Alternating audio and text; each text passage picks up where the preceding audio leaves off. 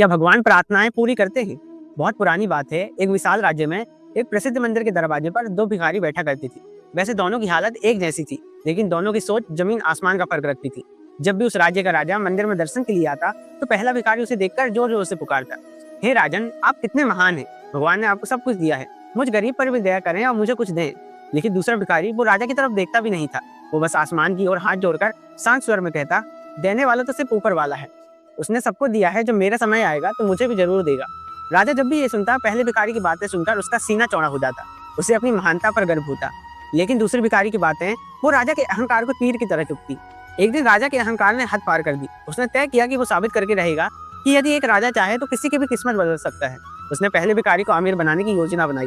राजा ने एक बड़ा सा कद्दू मंगवाया, उसे खोखला करवाया और उसमें ढेर सारे सोने के सिक्के और कीमती जेवर भरवाकर उसे वापस बंद करवा दिया। अगले दिन मंदिर जाते समय राजा ने उस भारी कद्दू को पहले भिखारी के हाथों में थमाकर मुस्कुराते हुए चला गया। पर पहला भिखारी वो कद्दू को देखकर बहुत निराश हुआ। उसने मन ही मन सोचा, इतनी तारीफ की और उस कंजूस राजा ने दिया भी तो क्या दिया, सिर्फ एक कद्दू। पहले भिखारी को जोरों से भूख लगी थी। उसने दूसरे भिखारी से कहा, भाई क्या तुम मुझे कुछ सिक्के देकर ये कद्दू खरीद लोगे? मुझे खाना खाना है। दूसरे भिखारी ने उसे कुछ सिक्के दिए और वो कद्दू खरीद लिया। रात का अंधेरा छा चुका था। दूसरा भिखारी खाना पकाने के लिए जैसे ही उस कद्दू को काटा, उसकी आंखें फटी की फटी रह गई। अंदर से सोने के सिक्के चमक रहे थे।